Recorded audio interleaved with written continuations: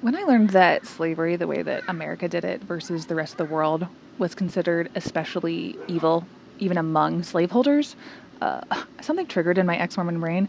And I'm like, when it comes to Mormonism, did it give America exactly what it wanted? Like, I was raised with this massive persecution complex, right? Like, as a Mormon kid, I genuinely thought that we were the most hated group in American history and that Joseph Smith was out here just trying to share the gospel, and mobs were chasing us from Missouri to Illinois, trying to kill every last one of us. So, of course, we had to trek west and build Zion in the desert and start over where no one could hurt us. And for most of my life, I really believed that Mormonism began in opposition to what Americans wanted, but we restored the truth anyway and the everlasting gospel anyway.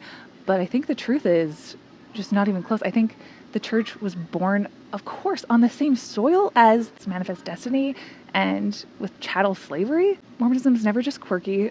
Mormonism is an example where it gave America exactly what it wanted. Because I grew up and I realized that America didn't need another church, but what it needed was a justification machine. If you've actually studied American chattel slavery, and not just the watered down American public school version, but the real deal, the one that I didn't get growing up in Utah, I don't think it's even shocking that Mormon theology treated blackness the way that it did. Like, did Mormonism mirror American racism, or did it celebrate it and baptize it a member and make it eternal? There's good reason that Mormonism is called the first real American religion, but I think what's missing from the conversation is around how nothing screams American exceptionalism louder than a church that could turn whiteness into godliness. I think America has always been better at violence than peace, and so what it needed, what it craved, there was a vacuum for, was a bedtime story where God chose this, where he wanted the indigenous people removed, that he meant for black skin to signify spiritual failure, and a story where white men were gods in embryo and where everyone else was a supporting character in a pre-scripted pageant on manifest destiny. And Mormonism delivered in 1852, 7 years before Charles Darwin published The Origin of Species, and 11 years before the Emancipation Proclamation. Utah passed its own pro-slavery law. But the Mormons, while crying persecution, Mormons were dragging enslaved people across the plains, then writing it into the legislation to keep them in bondage. And of course, Brigham Young, second prophet of the church, he didn't care. He's quoted as saying, "It as much as we believe in the Bible, we must believe in slavery." And I just find it very fascinating and horrifying that while the U.S. was wrestling with slavery's morality, Mormonism was out here canonizing it.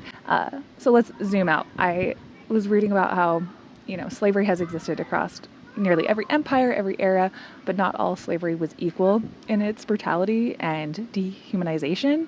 So by the 19th century, the kind that was practiced in the United States stood out, even among other brutal slave-owning regions of the world. For example, like in the Islamic world, enslaved people were war captives or debtors, and some had rights. Some could gain status or military rank or wealth. And in Latin America and the Caribbean, under Spanish and Portuguese colonial rule, slavery was cruel and widespread, but had this slightly more humanitarian social mobility, where the Catholic Church promoted baptism of all souls, which created a weird loophole where Christianized black people couldn't be denied personhood.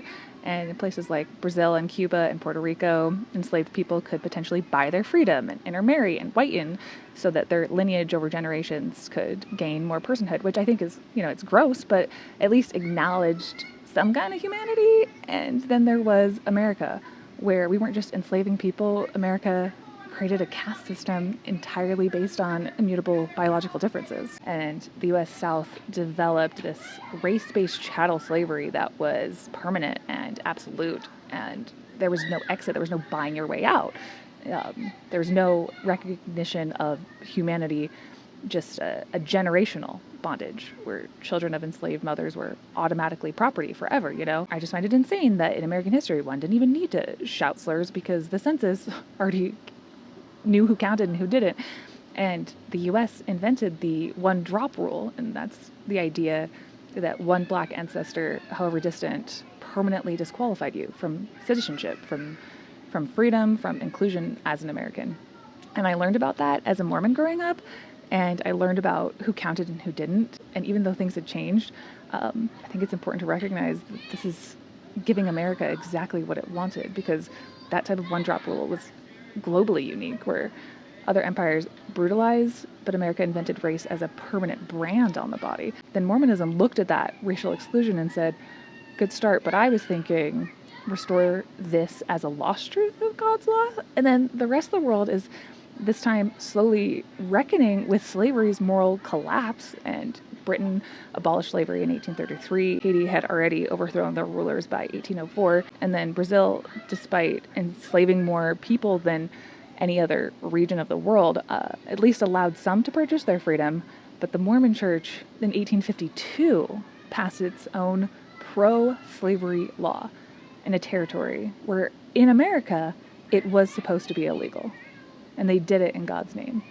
And Brigham Young wasn't just pro-slavery. He took that one-drop rule and he said, well, that's not enough. And he taught that interracial marriage warranted death on the spot, not just to cleanse his new society, but to cleanse the soul, where blood needed to be spilled on the ground, And that's how obsessed Mormonism was with bloodlines. Where the French had their codes and the Spanish had their castes, Mormon theology embeds black inferiority into its eternal plan for salvation. And they said that the prophets revealed it. And the only way that it ended was in 1978 through immense social pressure and lawsuits and a looming loss of tax-exempt status and a total PR embarrassment. The door opened, but nobody swept the blood off of the floor. Yes, America was already uniquely cruel in its racial hierarchy, but Mormonism made it eternal. It said, not only is your skin a curse on earth, it's a sign of your failure in heaven before you were even born. Mormonism didn't say you're less, it said you always were. And that's why it's worse. Mormonism said, great start, America, but you forgot to make it eternal, because even the most brutal slaveholders feared dying and facing God, and Mormonism told them that God approved. We need to talk about that. Mormonism gave America the kind of racism that you can't vote out or protest out or riot out because it lives in heaven above consequences. And when the rest of the country started waking up through blood and marches and through Selma and Stonewall and through literature and uprising and law, Mormonism thought that it needed to stand still to prove that it was never changing, It wanted to be unmoving, it wanted to be unyielding, because Mormonism was never designed to heal America. It was designed to absolve and sanctify its sins, to make supremacy sacred.